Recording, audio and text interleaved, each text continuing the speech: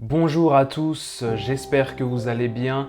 Bienvenue dans ce nouvel épisode de notre série Redécouvrir la foi chrétienne. Mais tout d'abord, j'aimerais vous souhaiter à tous et à toutes une heureuse et merveilleuse année 2021. Que cette année soit vraiment une année de bénédiction et de grâce pour vous dans vos vies. Une année où nous allons nous approcher encore plus du Seigneur Jésus-Christ, être encore plus intime avec lui et aller encore plus loin dans notre communion avec lui ainsi que dans notre service. J'aimerais également remercier tout particulièrement les abonnés de cette chaîne. Merci de me suivre, merci pour votre soutien, merci pour vos messages d'encouragement, merci pour tout ce que vous faites depuis le début, car vous participez et vous m'aidez grandement à faire avancer l'évangile de Jésus-Christ et à propager son nom. Et c'est là la chose la plus merveilleuse et le plus beau cadeau que vous pourriez me faire. Donc dans cet épisode de Redécouvrir la foi chrétienne, nous allons parler d'un sujet très important et d'un sujet qui a fait beaucoup de polémiques, l'enfer et le paradis. L'enfer et le paradis. Qu'est-ce que l'enfer? Qu'est-ce que le paradis? C'est très simple. Et je pense que nous avons tous déjà notre idée sur la question, mais nous allons voir aussi ce que la Bible en dit.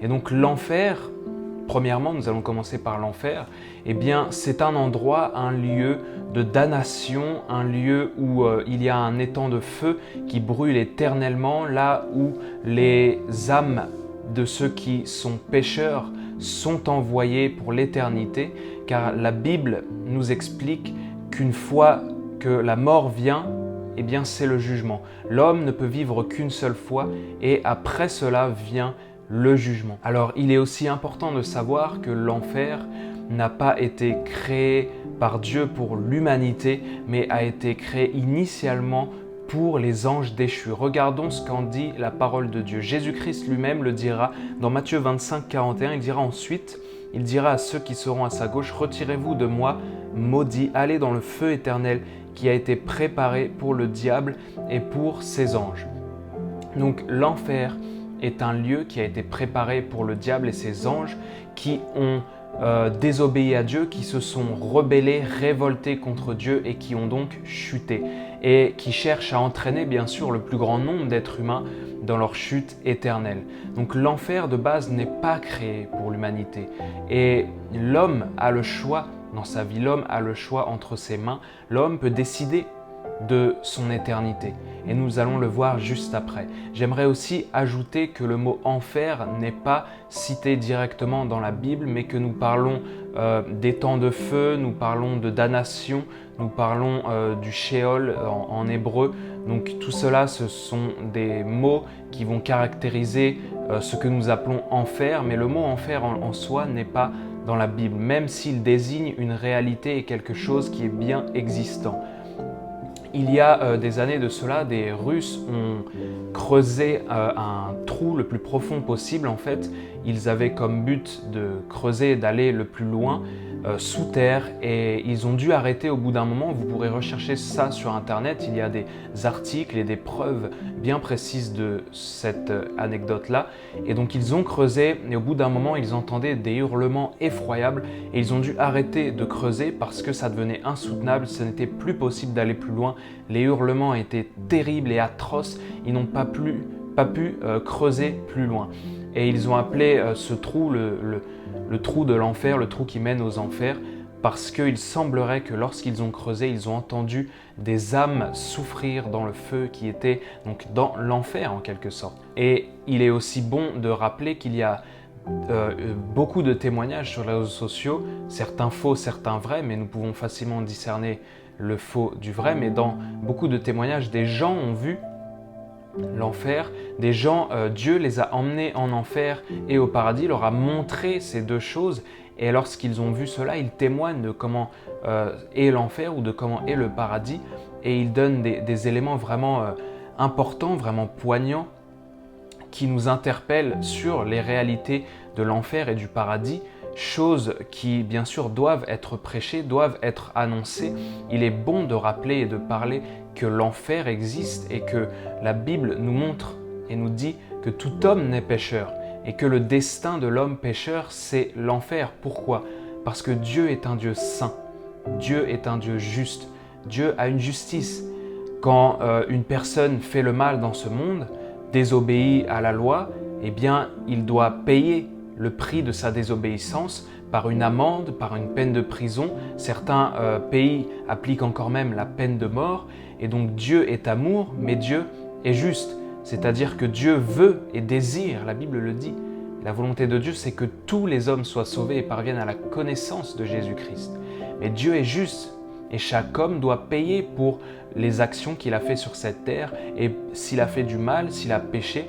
Et nous savons que tout homme naît pécheur. Aucun homme ne naît parfait. Et donc, tout homme doit payer le prix pour ses péchés, doit rendre des comptes à Dieu un jour ou l'autre. Vous savez, il y a tellement de criminels qui ne sont jamais arrêtés par la justice humaine. Mais sachez une chose, Dieu voit tout. Et la justice de Dieu les arrêtera un jour ou l'autre. Et donc, chaque homme doit payer pour le mal qu'il a fait sur terre. Alors, parfois, on se dira, mais je n'ai jamais vraiment fait de mal. Mais la Bible est claire là-dessus. Si nous avons déjà menti, volé ou même imaginé le mal dans notre cœur, alors nous sommes coupables et nous méritons tous le châtiment éternel. Mais la bonne nouvelle, c'est que Dieu désire que tout homme soit sauvé. Et donc dans son amour si grand, si merveilleux, Dieu a pris forme humaine. Dieu est venu en la personne de Jésus-Christ. Lui qui n'a point connu le péché, s'est fait pécher lui-même, afin que nous devenions justice de Dieu en Jésus-Christ. Lorsque nous acceptons son sacrifice à la croix, que nous demandons pardon pour nos péchés et que nous recevons la vie éternelle. Jésus-Christ est mort pour nous à la croix, afin que nous allions au paradis. La Bible nous dit également dans Romains 6, 23, « Car le salaire du péché, c'est la mort. Tout homme n'est pécheur, et le salaire de notre nature de pécheur, c'est la mort. Mais le don gratuit de Dieu, c'est la vie éternelle en Jésus-Christ, notre Seigneur. Si nous acceptons Jésus-Christ comme Seigneur et Sauveur, nous ne périrons jamais. Jésus l'a promis. Nous irons au ciel. Qu'est-ce que le ciel? Qu'est-ce que le paradis? Jésus dira au brigand à la croix qui se trouve à côté de lui, lorsqu'il se repent, il lui dit « En vérité, je te le dis, aujourd'hui même tu seras avec moi dans le paradis. » Il y a un lieu en présence de Dieu, le paradis, là où iront tous ceux qui ont accepté Jésus-Christ comme Seigneur et Sauveur.